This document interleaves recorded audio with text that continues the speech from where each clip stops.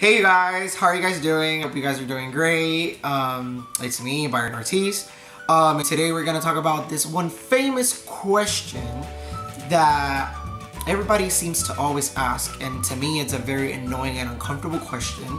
I wrote a little skit about it late at night. It was written at 4 o'clock in the morning, 3:59 a.m. I just wrote it because I was thinking about it, and yeah, I just wanted to share it with you guys, and this is what this video is going to be about. I still wanted to keep you guys updated. I know it's been like 2 weeks. I don't know. I guess it seems to have this pattern of like 2 weeks, new videos. So I guess we're going to keep it that way for now. I would like to post more content later on. But yeah, if you see me kind of look down and whatnot, it's because I'm actually reading what I wrote. But I actually wrote this, and I wanted to share it with you guys. Everybody that's single, tell me if you relate. If you don't relate, your reasons of why you think you're single.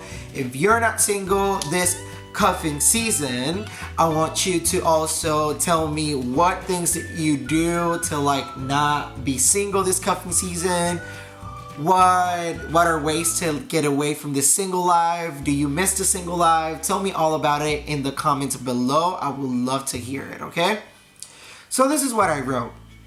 I wrote, why are you still single? Everybody at least once gets asked this question. And I feel like it's a good thing that if you have gotten this question asked before, it's a good thing, because that means, I guess, their curiosity is why you're so attractive. Why haven't you gotten somebody? But there's way more, oh, I'm attractive, I can get whoever I want, because it's not like that. And so this is what I wrote. The question is often asked, and I honestly do not like answering it at all. So I'm going to make this video about it and probably never, or at least try to answer this question again. I hope nobody ever asks me this question again. More than myself, I'm going to speak for those who I hope relate to me in every way possible when it comes to relationships. Unlike not a lot of us are brave enough to often say the first word, or maybe have the trust to let someone know that they have the anyways. Or maybe have the trust to let someone know that they have the capability to control your feelings, or maybe even control you as a whole. It is terrifying to try new things, which we often should. We often should try new things. And let alone try a new someone or a new person. It's always good to explore. Come up here. Come up here. Say hi to my dog. This is my dog. Okay, come live with me. Alright. We become afraid. Some of us often keep things from our past relationships thinking it could serve us as a lesson. Yet that lesson often turns into a burden because we keep ourselves from exploring. Because we somewhat think we know how everything will turn out due to our past lesson. When in the end we shouldn't, because life is full of unexpected turns. And not everything that has the same procedure often finishes with the same exact product. Some of us also, I don't know why or how, maybe due to the way that we were raised growing up, we have this idea of love and how it should be perfect and fairy tale like, when in reality now, in the generation that we live in, love comes full of insecurity, mistrust, and altercations.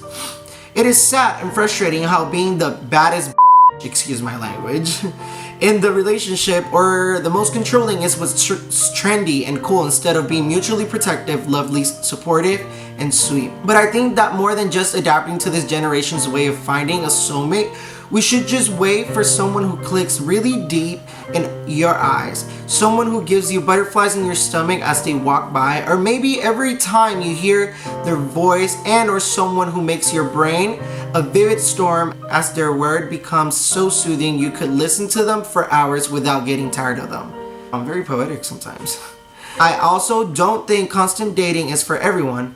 Some of us handle it well, but some of us don't. Some of us are okay with just being touched, but some of us, it don't seem to have that same effect. We tend to get attached to anything that becomes more than just a simple exchange of friendly words. And yeah, people should go and explore, but we each should have our different ways of exploring. Some could use dating different souls till they find their one amongst it. Amongst it. Oh my god, I don't know how to say that word. Some could use the internet as a way of finding their perfect match.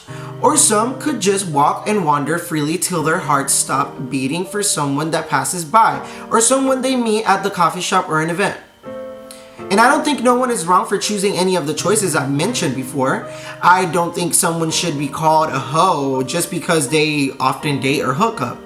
I don't think someone should be called foolish for having a long distance relationship. And I also don't think someone should call someone immature for believing that there's always a deeper connection than just physical connections when it comes to humans and their soul. With this, I'll answer my question, and I'll say that I am the one who believes in a fairy tale. I don't date, I don't go around hooking up with anyone, and not because I think I'm better than anyone else, because that's definitely not true.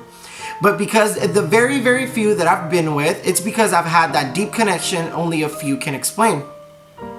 And so yeah, but what makes this question uncomfortable is the way people ask it, as if it's not okay for you to not have someone by your side when it's completely okay for you to be single, till you actually find someone who will make you change it otherwise then. If you are so tired of being single, then find ways to not be, according to what you believe in. And who knows, maybe trying the other options you might not categorize yourself in could get you to what you really need and not what you wanted.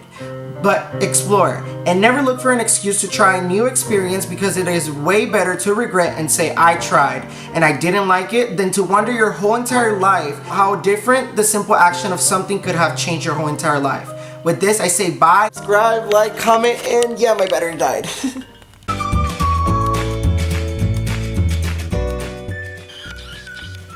Sit. Good girl, Naida.